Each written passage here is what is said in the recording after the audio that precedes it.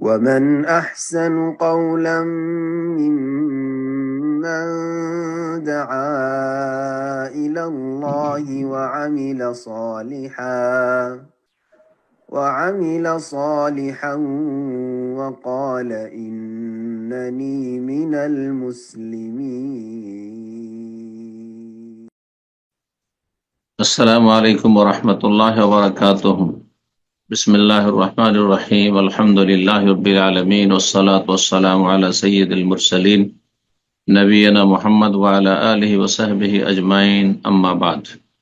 সম্মানিত শ্রোতা দর্শক মণ্ডলী, যে যেখান থেকে আমাদের সাথে যুক্ত হয়েছেন, আহলান ওয়া সাহলান ওয়া মারহাবান বিকুম। রব্বুল আলামিন আপনাদের সকলকে সার্বিক দিক থেকে সুখে শান্তিতে রাখেন, দুনিয়া আখিরাতে সম্মানিত করেন এবং দুনিয়া আখিরাতের সমস্ত রকমের অনিষ্ট থেকে, বিপদ আপদ থেকে, বালা মুসিবত থেকে, লাঞ্ছনা থেকে আল্লাহ রাব্বুল আলামিন যেন আমাদের সুরক্ষিত রাখেন। আমাদের ধারাবাহিক আলোচনা চলে আসছে দীর্ঘদিন ধরে ফিকহের ওপর, আর ধারাবাহিক সর্বশেষ ফিকহের আলোচনা ফিকহুন নিকাহ। তার আগে আমাদের আজকের তারিখ বলে দিই। আমাদের আলোচনার তারিখ হচ্ছে আজকে রবিবার 18 জমাদার উল্লাহ 1447 হিজরি মোতাবেক 9 নভেম্বর 2025। ফিকহুন নিকাহ, বিবাহের মাসাইল, পর্ব নম্বর 17। বিষয়বস্তু হচ্ছে স্ত্রীর ওপর স্বামীর হক, হুকুকুজ জাওজি আলা জাওজাতিহি, স্বামীর অধিকার স্ত্রীর ওপর। গত সপ্তাহের আলোচনা ছিল স্ত্রীর অধিকার স্বামীর ওপর। তো গত সপ্তাহে যেমন মোটামুটি 20-এর মতো অধিকার, হক বর্ণনা করেছিলাম, আজকেও প্রায় 20টির মতো হক আমরা আপনাদের সামনে পেশ করব। আল্লাহ রাব্বুল আলামিন যেন আমাদেরকে প্রত্যেক মুসলিম ভাই বোনকে নিজ নিজ দায়িত্ব পালনের তৌফিক দান করেন এবং একে অপরের হক যথাযথ আদায়ের তৌফিক দান করেন, যাতে আসামের কাঠগড়ায় রব্বুল আলামিনের সামনে আমাদেরকে হিসাব না দিতে হয়। আল্লাহ রাব্বুল আলামিন হকের হেফাজতের তৌফিক দান করেন, আল্লাহর সৃষ্টির হকদের আল্লাহ রাব্বুল আলামিন আদায় করার, হেফাজত করার তৌফিক দান করেন। লেখক বলছেন যে স্ত্রীর দায়িত্ব হচ্ছে, প্রথম দায়িত্ব হক, আন তাকুম বিখিদমাতি যাওজিহা, স্বামীর খেদমত আঞ্জাম দেবে, স্বামীর সেবা যত্ন করবে। সেবা যত্ন বললে ঘরের যেসব কাজ স্বামী প্রয়োজনে করতে হয় সেগুলি স্বাভাবিক, সেখানকার সমাজে যেমনটা চলে আসছে, মুসলিম সমাজে যেখানে যেমন প্রথা রয়েছে, সে প্রথা অনুযায়ী সবগুলি দেশে একই রকমের দায়ী দায়িত্ব পালন করতে এমন কিছু নয়, কিন্তু সেখানকার প্রথায় যেসব কাজগুলি স্ত্রীর দায়িত্বে পড়ে স্বামীর হক আদায় করার ক্ষেত্রে, তার দুটো স্তর রয়েছে। একটি স্তর হচ্ছে ফরজ, কিছু হক আছে যেগুলি আদায় করা ফরজ, আর কিছু হক আছে স্বামীর যেগুলি আদায় করা সুন্নাত, মুস্তাহাব, করলে ভালো। বিস্তারিত আলোচনা না গিয়ে যেসব হকগুলি, যেসব খেদমতগুলি স্বামীর ক্ষেত্রে করতে হবে, তা হচ্ছে স্বামীর জন্য খাবার দেওয়ার প্রস্তুত রাখা, এটি ফরজ কাজ। স্বামী বাইরে থেকে খাবার যোগান দেবে, রুজি রোজগার করবে, আয় উপার্জন করবে, আর স্ত্রী ঘরে খাবারটা প্রস্তুত করে রাখবে না, এটা তো না কোরআন হাদিস সম্মত, না যুক্তিসম্মত। আর আল্লাহ রাব্বুল আলামিন দিন ওহির দিন, আর যেটি আকলে সালিম, সুস্থ বিবেক যে বিবেচনা করে, তার পরিপন্থী নয়। তো মানুষের সুস্থ বিবেক বলে যে স্বামীর যখন দায়িত্ব হচ্ছে বাইরে থেকে রুজি রোজগার করে স্ত্রীর ভরণ পোষণ দেওয়া এবং ছেলে মেয়েদের খাবারের ব্যবস্থা করা, যেসব প্রয়োজন রয়েছে সেসব প্রয়োজন মেটানো, তেমন স্ত্রীর দায়িত্ব হচ্ছে খাবারটা প্রস্তুত রাখা স্বামীর জন্য। ছেলে মেয়েদের,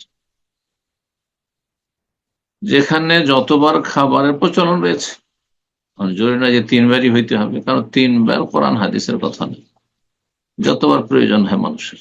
অনেকে মনে করে যে আমাদের উপমহাদেশে 3বার খেতে হয়, নাস্তা, দুপুর, রাত, তো 3টেই হতে হবে, না, এটা কোনো শরীয়ত নয়। যদি কোনো জায়গায় প্রথা থাকে যে 2বারই খাবার দাবার রয়েছে, 2বার। হ্যাঁ, কোন পরিবারের স্বামী স্ত্রী যদি একমত হয়ে যায় যে না, আমাদের খাবার দাবার শুধু একবার পাকশাক করতে হবে আর 2বার হালকা কিছুতে চলে যাবে, তাও কোনো অসুবিধা নেই।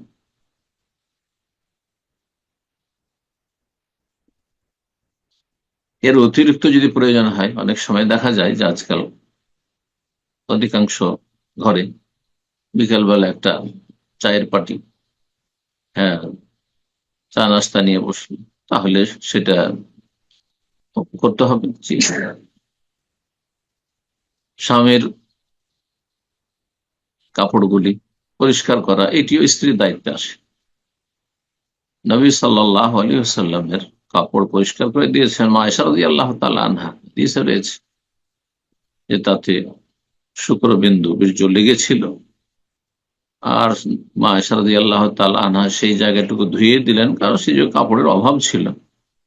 আর তারপর রাসূলুল্লাহ সেই কাপড় পরিধান করে সালাত পড়তে চলে গেলেন। আর পানি যে সেই জায়গায় পানি দিয়ে ধোয়া হয়েছে, সেই জায়গাটুকু বোকাল মা, পানির চিহ্ন বা ধোয়ার চিহ্ন তাতে স্পষ্ট বোঝা যাচ্ছে। এই হাদিস প্রমাণ করে যে স্ত্রীর দায়িত্ব হচ্ছে স্বামীর কাপড় গুলি প্রস্তুত করা। কিন্তু কোন স্বামী যদি মনে করে যে আমি লন্ড্রিতে ধুয়ে নেব, আমি বাইরে সেগুলি ব্যবস্থা করে নেব, অথবা আলহামদুলিল্লাহ আছে, অভাব নেই, কাজের ছেলেরা আছে অথবা মেয়েরা আছে, তাদের দিয়ে করে নেব, বা নিজেই করে নেব সেলফ সার্ভিস, তাও কোনো অসুবিধা নেই। কিন্তু এসবগুলি দায়িত্বে পড়ে স্ত্রীর। সারাদিন কাজ করে আসবে স্বামী, রুজি রোজগার, আর এসে কাপড়টা পরিষ্কার পাবে না, তাকে এসে রাত্রিবেলা কাপড় পরিষ্কার করতে হবে, সকালে আবার কোথাও কাজে যাওয়ার জন্য। এটি যুক্তিসঙ্গত নয়। যাই হোক, এই ধরনের যেসব কাজগুলো রয়েছে, এছাড়াও খেদমত, ক্লান্ত থাকলে হ্যাঁ তার সেবা শুশ্রূষা করা, বা অসুস্থ থাকলে কিন্তু প্রতিদিন তার শরীর মালিশ করে দিতে হবে, এগুলি ট্রেডিশনের, শরীয়তে কোনো দলিল প্রমাণ নেই। কিন্তু কেউ যদি করে তো নফল মোস্তাহাব, তো যদি করে তো নফল মোস্তাহাব, নফল মোস্তাহাবের ক্ষেত্রে আপনি রাগ করতে পারবেন না, অসন্তুষ্ট হইতে পারবেন না, এবং গুনাহগারও হবেন না, শুনছি। কিন্তু স্বামী সফর থেকে এসছে, ক্লান্ত হয়ে এসছে, অথবা কষ্টের কাজ করে ক্লান্ত হয়ে আছে, অথবা শরীরটা অসুস্থ আছে, তাহলে অবশ্যই শারীরিক সেবা শুশ্রূষা অনেক সময় ফরজ হয়ে যাবে, আবশ্যক হয়ে যাবে। 2 নম্বর বলছেন ওয়াইসলাহ বাইতেহি, বাড়িটাকে সুসজ্জিত করে সুন্দর করে রাখা, বাড়ি ঘরকে সেট করে রাখতে হবে। অনেক বাড়িতে গেলে দেখা যায় সুবহানাল্লাহ, হঠাৎ করে বাড়িতে ওরা প্রবেশ করতেও ঢুকতেও দিবে না মেহমানকে হয়তো, আর ঢুকে গেলে হ্যাঁ তাদের মান সম্মান সব নষ্ট হয়ে যাবে। এলো মেলো হে প্রতিটা রুম পড়ে আছে, হ্যাঁ, কাপড় চোপড় থেকে শুরু করে যা কিছু আছে, হ্যাঁ, ঘরে সাজ সরঞ্জাম সব এলোপাথারি হয়ে পড়ে আছে। না, সবকিছু সেট হয়ে থাকতে হবে, বাড়িটাকে সুন্দর করে রাখা, পরিষ্কার পরিচ্ছন্ন রাখা। স্ত্রীর কথা বলার অধিকার নাই যে না, ঘর পরিষ্কার করার জন্য কাজের মেয়ে নিয়ে আসো। না, যদি সচ্ছলতা থাকে আর স্বামী এনে দেয় তো ভালো, আর না হলে স্ত্রীকে করতে হবে ঘর বাড়িটাকে প্রস্তুত রাখা, এবং বাড়ি ঘরে যে সব কিছুই প্রয়োজন রয়েছে সেগুলি ঠিকঠাক রাখা। 3 নম্বর বলছে তারবিয়াত আওলাদি, ছেলে মেয়েদের প্রতিপালন। স্ত্রী, বাচ্চার মা সবসময় বাড়িতে আছে, কিন্তু বাবা বাড়িতে নেই, অধিকাংশ সময় বাইরে।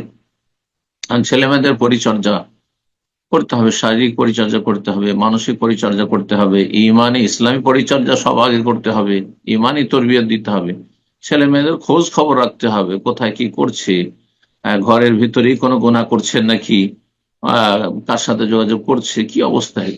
এই নয় যে আপনি সিআইডি তদন্ত করবেন, কিন্তু অবশ্যই খোঁজ খবর, সজাগ থাকতে হবে, সজাগ থাকতে হবে, নির্বোধ হইলে হবে না।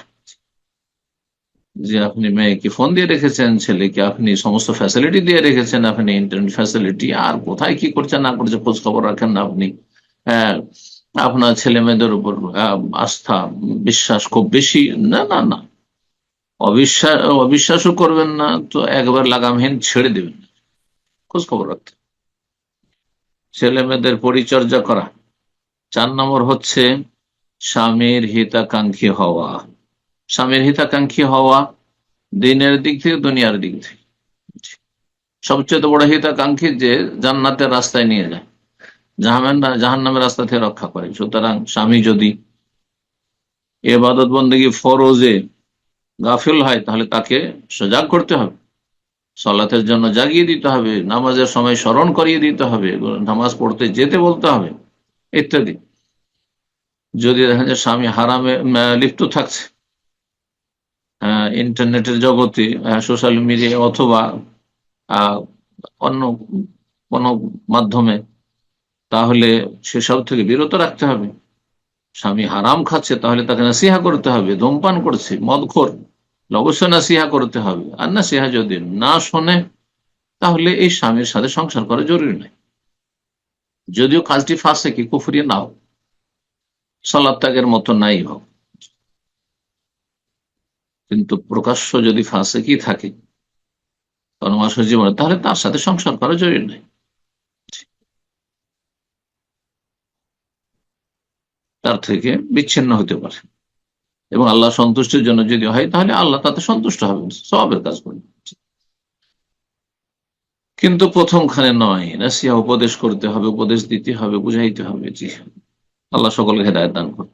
5 নম্বর বলছেন ওয়ান তাহফাযা যাওজাহা ফি নাফসিহা ওয়া মালিহি ওয়া বাইতিহি, স্বামীর সুরক্ষা করবে, স্বামীর জীবনের ক্ষেত্রে, স্বামীর পার্সোনাল লাইফ সম্পর্কে, হ্যাঁ, কোনো জায়গায় কোনো কথা প্রকাশ করবেন না। স্বামীরও জীবনে দুর্বলতা থাকতে পারে, সেগুলিও বান্ধবীর সাথে শেয়ার করবে, অন্য কারো কাছে প্রকাশ করবে, ভাই বোনদের কাছে প্রকাশ করে না, যতক্ষণ পর্যন্ত কারো কাছে বিচার চাওয়ার পরিস্থিতি না তৈরি হয় ততক্ষণ তা জায়েজ নয়। হ্যাঁ, বিচার চাইতে হলে তখন বলতে হয় তাজাল্লুম, অবিচারের কথা বা তার অন্যায়ের কথা, তাকে সংশোধনের জন্য যার মাধ্যমে সংশোধন হবে তাকে বলা যাবে, যাকে তাকে নয়। ধন সম্পদ মালিহি, স্বামীর ধন সম্পদের হেফাজত করতে হবে, বাড়িতে টাকা পয়সা ধন সম্পদ যা কিছু আছে আহ সবকিছুরই হেফাজত করতে হবে। বাড়ি ঘরের হেফাজত করতে হয়, বাড়ি ঘরে যা কিছু ফার্নিচার আছে ইত্যাদি আছে, যা আসবাবপত্র আছে সেগুলো হেফাজত করতে হবে। এই নয় বাড়ি ঘরে ধন সম্পদ হ্যাঁ ইচ্ছা মতো বোনকে দিচ্ছে, ইচ্ছা মতো ভাইদের দিচ্ছে, অথবা যেখানে ইচ্ছা সেখানে খরচ করছে, না, সবকিছুর সুরক্ষা করতে হবে। 6 নম্বর হচ্ছে স্বামীর সাথে হাসি মুখে কথা বলতে হবে, সবসময় মুচকি হেসে কথা বলতে হবে, মুখটাকে হালকা রাখতে হবে, মুখ ভার করে নয়। সবসময় তো অভিমান আর অভিমান, সবসময় ডিমান্ড আর ডিমান্ড, সবসময় তলব আর তলব, হ্যাঁ, সবসময় মানসিক চাপের মুখে রাখা, এরা কখনো শান্তি পায় না, এসব মহিলারা কখনো শান্তি পায় না। নবী সাল্লাল্লাহু আলাইহি ওয়াসাল্লাম যে কোনো মানুষের ক্ষেত্রে বলে তাবাসসুমুকা ফি ওয়াজহি আখিকা লাকা সাদাকা, তোমার ভাইয়ের সামনে হাসি মুখে দেখা সাক্ষাৎ করা, কথা বলা, এটি সাদাকা। নবী সাল্লাল্লাহু আলাইহি ওয়াসাল্লাম আর ওয়ান তালকা আখাকা বিওয়াজহিন তালিকিন, তুমি তোমার ভাইয়ের সাথে হাসি মুখে দেখা সাক্ষাৎ করবে। 7 নম্বর স্বামীর অধিকার হচ্ছে স্বামীর জন্য সুসজ্জিত হবে, সাজগোজ করবেন, জি, মেকআপ করবেন, সাজবেন, ভালো কাপড় চোপড় পরবেন, পরিষ্কার পরিচ্ছন্ন থাকবেন।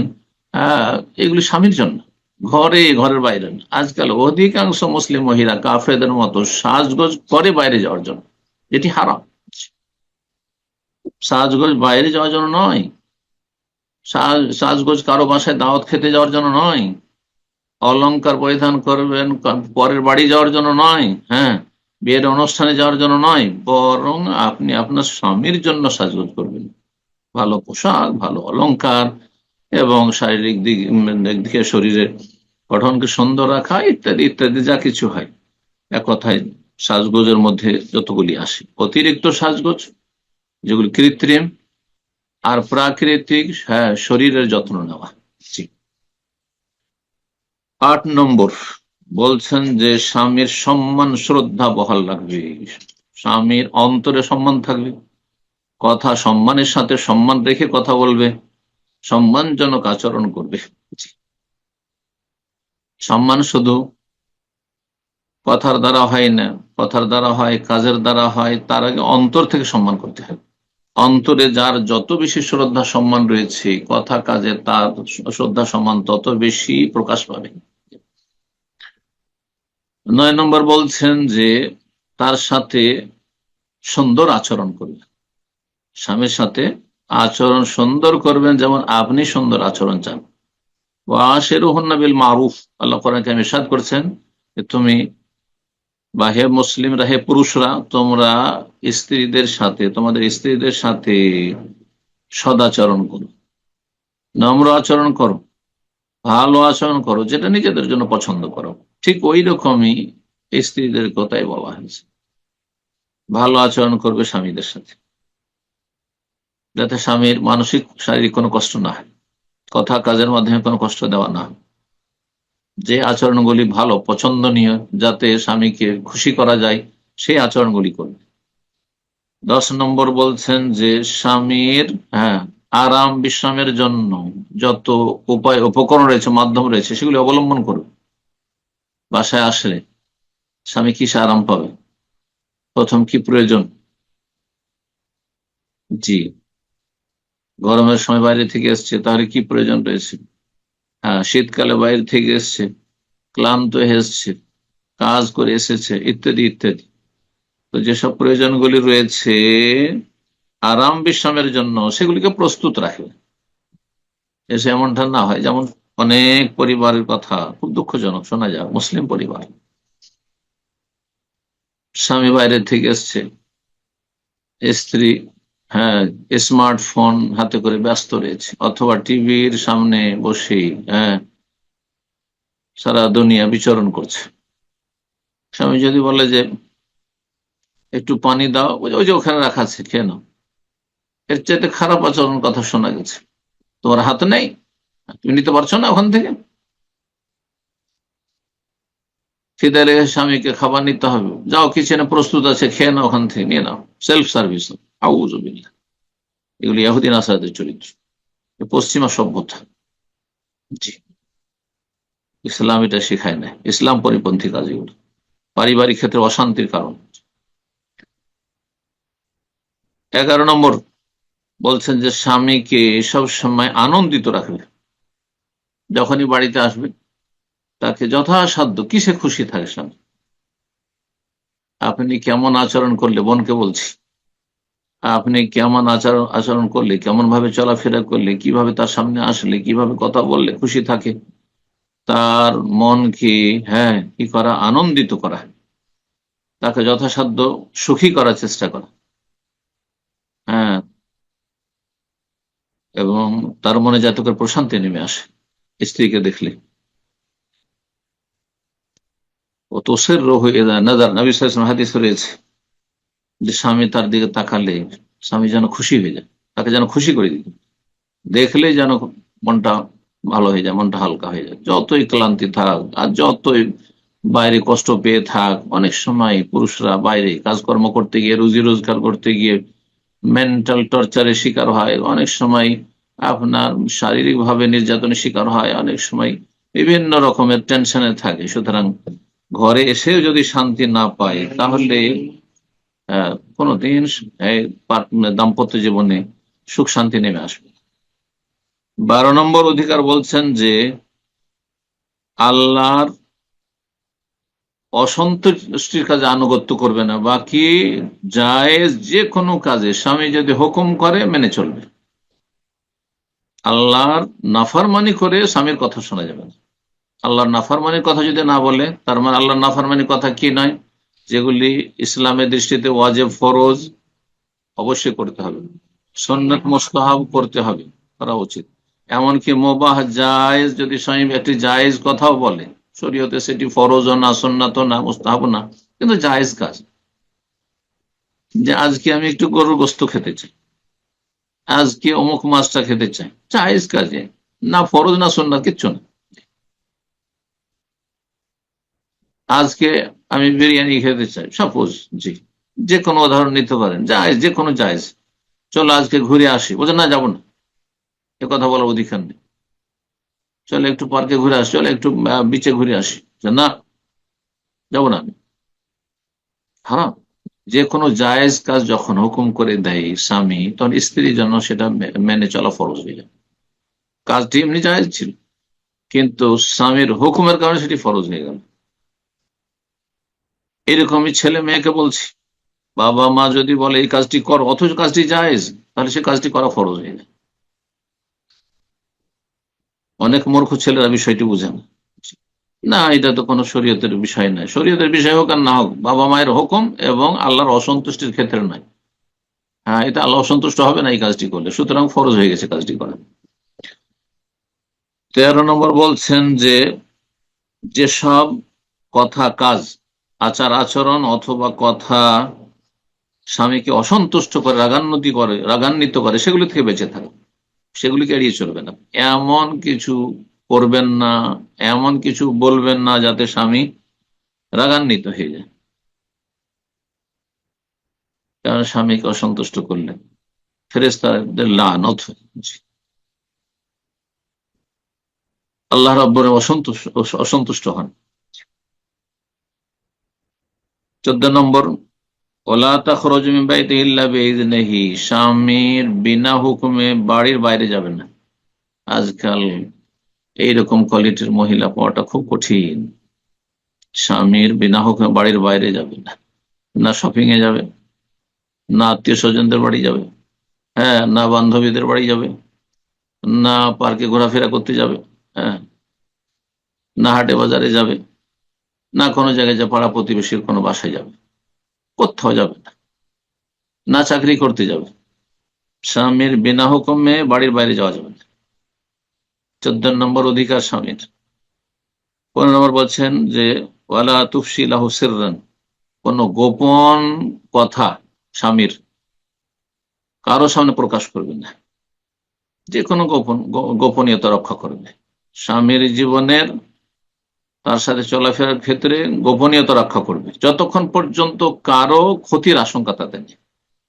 এমন গোপনীয়তা রক্ষা করা যাবে না যে গোপনীয়তা রক্ষা করলে আরেকজন কোন মানুষের ক্ষতি হবে।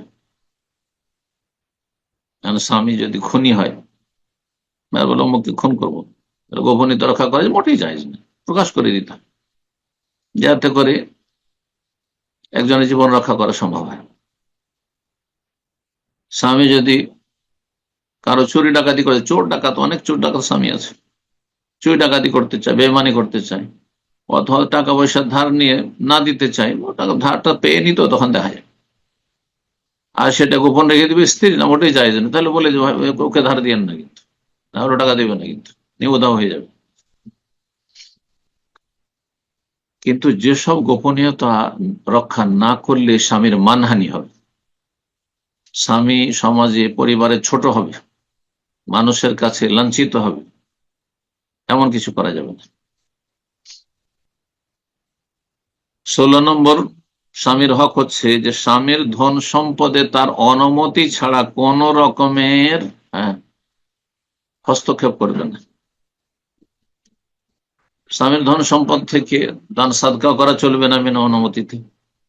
স্বামীর ধন সম্পদ থেকে কাউকে দেওয়াও চলবে না, উপঢৌকন, উঠালেন আর হাদিয়া তোফা উঠিয়ে দিয়ে দিলেন, চলবে না। যদি অনুমতি থাকে, অনুমতি দুই রকম, একটা হচ্ছে কমন পারমিশন, সাধারণ অনুমতি দেওয়া আছে যে ফকির মিসকিন আসলে ভিক্ষা দিবে, কত টাকা, ধরেন উদাহরণস্বরূপ 5-10 টাকা, 20 টাকা, 50 টাকা পর্যন্ত অনুমতি মোটামুটি আছে, তাহলে ঠিক আছে।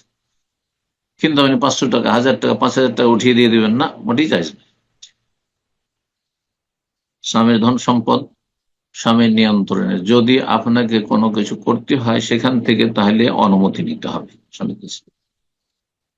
17 নম্বর অধিকার স্বামীর, স্বামীর বাড়িতে এমন কোন ব্যক্তিকে ঢুকতে দেবেন না, ভিতরে আসতে বলবেন না, যার ভিতরে আসাটা পছন্দ করেন না, যদিও মাহারাম হোক না কেন। যদি স্বামী দেখে যে আমার শ্যালক, ওয়াইফের বোন, ওয়াইফের ভাই, স্ত্রীর ভাই, অথবা স্ত্রীর বোন, মহিলা আর কাছে আসবে, কিন্তু আসলে সেখানে স্বামী অসন্তুষ্ট হচ্ছে, আর তার যৌক্তিকতা আছে, আসলেই তার স্ত্রী খারাপ করবে অথবা তার চরিত্র খারাপ, হ্যাঁ, ছেলে মেয়েকে খারাপ করবে। স্বামী এটা চায় না যে এরা আমার বাড়িতে ঢুকুক, আমার বাড়িতে আসুক, ছেলে মেয়েদের সাথে মিশুক অথবা আমার স্ত্রীর সাথে মিশুক, তাহলে জায়েজ নয়, তাদের অনুমতি দেওয়া। এই নয় যে স্বামী বাড়িতে নেই, আসো এখন এসে দেখা সাক্ষাৎ করে চলে, না, জায়েজ না। তবে স্বামী যেন জালেম না হয়। ভাই বোন যদি ভালো চরিত্র হয় আর তাদের আপনার স্ত্রীর কাছে যাতায়াত করাতে কোন রকমের দিন দুনিয়ার ক্ষতির আশঙ্কা না থাকে, তাহলে বাধা দেওয়া যায় না, না হলে আপনি জালেম, সীমা লঙ্ঘনকারী হবেন। জি। 18 নম্বর অধিকার স্বামীর, স্বামীর পরিবারের সদস্য যারা রয়েছে, শ্বশুর শাশুড়ি, স্বামীর ভাই বোন, আরো যেসব রয়েছে আত্মীয় স্বজন, তাদের মান সম্মান সুরক্ষিত রাখবে, মান সম্মানের হেফাজত করবে, তাদের মানহানি করবে না। অনেক মহিলা এত বদ চরিত্রের, স্বামীর সাথে কথা কাটাকাটি হইলেই তার বাপ খারাপ, তো তার মা খারাপ, তো তার বোনরা খারাপ, তার ভাইরা খারাপ, না নাই, সব জায়েজ নয়। তাদের মান সম্মান রক্ষা করবে, কারণ তাদের স্বামী কষ্ট পাবে, তাদের স্বামী কষ্ট পাবে। এরকম স্ত্রীর ক্ষেত্রে অনেক জালেম, সীমা লঙ্ঘনকারী স্বামীরা রয়েছে। যে কোনো তর্ক বিতর্কে, হ্যাঁ, যে কোনো এমন কথা হচ্ছে স্ত্রীর সাথে, তখনই হয়তো একটু রাগ উঠলেই তার তার ভাই এরকম, তো তার মা এরকম, তার বাপ এরকম, না, এগুলো বলা জায়েজ নয়। এগুলো মমিনকে কষ্ট দেওয়া, আর মমিনকে কষ্ট দেওয়া কাবিরা গুনাহ।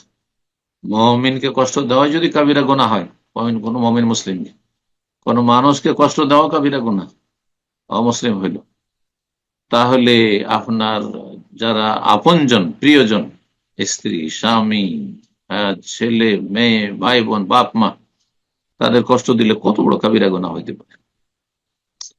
19 নম্বর,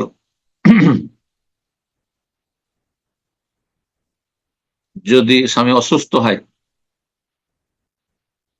অথবা স্বামী অপরগ হয়, অক্ষম হয়, প্রতিবন্ধী হয়, তাই যথাসাধ্য তার সহযোগিতা করবে, সাহায্য করবে।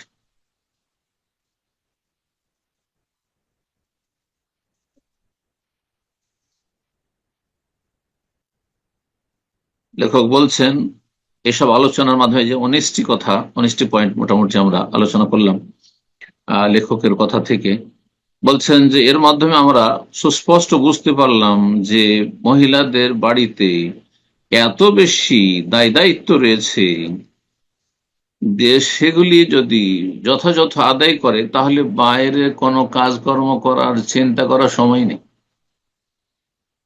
এবং এই কাজগুলো অত্যন্ত গুরুত্বপূর্ণ একটি পরিবার, হ্যাঁ, আদর্শ পরিবার গঠনের জন্য, একটি আদর্শ সমাজ গঠনের জন্য, মানুষের মতো মানুষ তৈরি করার জন্য, জি, ছেলে মেয়েদের সত্যিকারের মমিন মুসলিম বানানোর জন্য, এগুলি অত্যন্ত গুরুত্বপূর্ণ বিষয়। পুরুষরা যে বাইরে যেসব কাজকর্ম করে, অনেক পুরুষরা মনে করে যে আমরাই তো সবকিছু করছি, না, তার চাইতে কম কাজ করে না মহিলারা। যদি এইসব দায় দায়িত্বগুলো ঠিকভাবে পালন করে, তাহলে পুরুষরা যতটা রুজি রোজগার করতে গিয়ে বাইরে কঠোর পরিশ্রম করে এবং কষ্ট করতে হয়, তার চাইতে কম কষ্ট করতে হয় না মহিলাদেরকে। সুতরাং লেখক বলছেন যে যারা এর পরেও নারীদেরকে ঘর থেকে বের করে মাঠে ময়দানে নিয়ে যেতে চায়, কলকারখানায় নিয়ে যেতে চায়, অফিস আদালতে নিয়ে যেতে চায়, সংসদে নিয়ে যেতে চায়, নেতৃত্বে নিয়ে যেতে চায়, নারী ক্ষমতায়ন কথা বলে, এরা আসলে কাফেরদের গোলাম, এরা কাফেরদের গোলাম। এবং তাদের উদ্দেশ্য হচ্ছে অসৎ।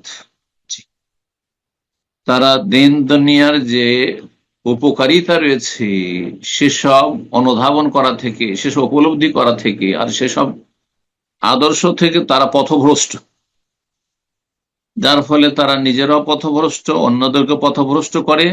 এর মাধ্যমে সমাজে অধঃপতন নেমে আসে, পরিবারে অধঃপতন নেমে আসে, দাম্পত্য জীবন অশান্তি নেমে আসে, আল্লাহ রাব্বুল আলামিন সমস্ত অনিষ্ট থেকে আমাদের হেফাজত করেন। একটি হাদিস দিয়ে শেষ করছি।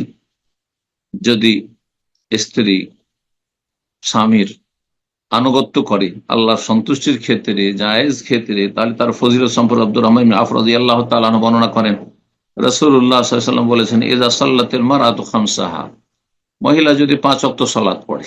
মহিলাদের কাজ ইসলামের ক্ষেত্রে অনেক ছাড় রয়েছে, তাদের বিভিন্ন ক্ষেত্রে ছাড় রয়েছে।